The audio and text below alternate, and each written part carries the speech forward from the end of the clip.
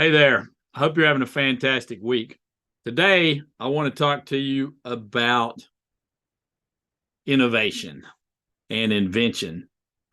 If you're going to be epic or going to be epic in business or have an epic business, innovation is a very big part of that. And so, whether you call it invention, innovation, creativity, in any event, all of that doesn't matter. The ideas don't matter unless there is a way to apply the ideas. Let me give you an example. When I was in business school, I came up with this idea. I enjoyed my beer back then, and to have a backpack cooler. We were always going places. We always need to take beer, and beer's heavy. And so I had this idea for a backpack cooler. I even went so far as to write a business plan to own a backpack cooler.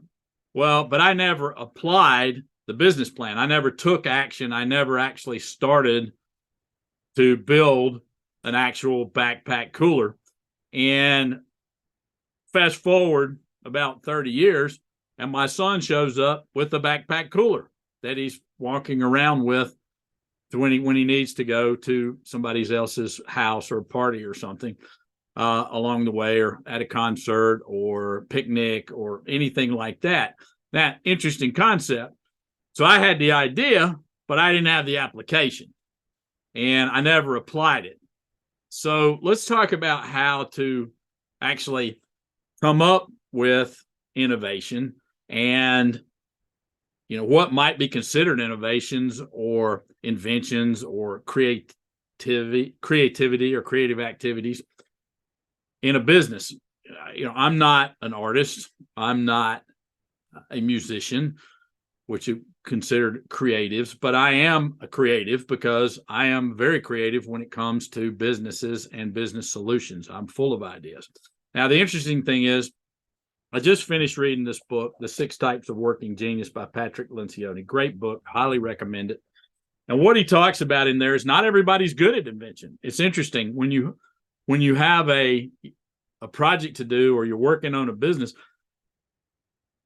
we need to put together teams to build the business that have different characteristics. And he says a good team would have someone who's good at wondering, like just asking deep questions, someone who is good at invention, which is the idea person, someone who is good at discernment, which would be deciding which of those ideas actually make sense to apply, then a galvanizer. That's someone who can get the team fired up, can put things together, can put a plan in place to get it going. And enablers are the ones who actually do the work. They support the overall mission of the team, which is excellent. And then here's interesting: to finish a project or to actually complete something, we need people with tenacity. So the people that start a project, the wanderers or the inventors, or even the discerners, may not be good at getting people cranked up, and the galvanizers may not be good at finishing projects. It's a super interesting concept.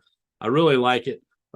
So, and what he says in the book is that we have 2 basic things that we really are good at, and 2 that really frustrate us, and then there's 2 that we're sort of okay in the middle, in general. So there's 1 or 2 that we're good at, that we really fall into. We're really get in our stride. We really can get in our flow when we're working through the business. So the question is, how do you put in innovation and creativity? How do you create it in your business? Well, first of all, you got to have a creative. You got to have one of those inventor people, someone who's good at ideas. And if you're not that person, then you need to find someone in your organization or hire someone who is good at invention, or at least employ someone outside the business as a consultant who could help you with that. But I don't think it's that complicated. One of my clients came up with a fantastic idea, and I think he got it from one of his friends, but he calls it the weekly brainstorming breakfast. And essentially he gets his team together every week, and they have breakfast. They do it on Friday mornings. And here's the format. We were talking about it, and he was talking about, I want to go over what the wins were. I want to go over what the challenges were. And we started talking. I said, well, all right, wins, challenges. Here's another good couple of a couple of good other things to talk about. So wins, challenges are 2. Number 3 would be learnings. What did we learn? What do we actually learn? And number 4, what are the opportunities moving forward? How can we apply what we've learned to make it better? To me, that's how innovation works. You talk about what did work, wins. You talk about what didn't work, challenges, or what obstacles we ran into. We learn what we do, and then we talk about the opportunities for improvement. That's all innovation is. So there's your formula. Thanks to my client for coming up with this brilliant idea. I think it's a great idea. So every single week, talking about wins, challenges, learnings, and opportunities. So I hope you have a fantastic week. Enjoy the learning.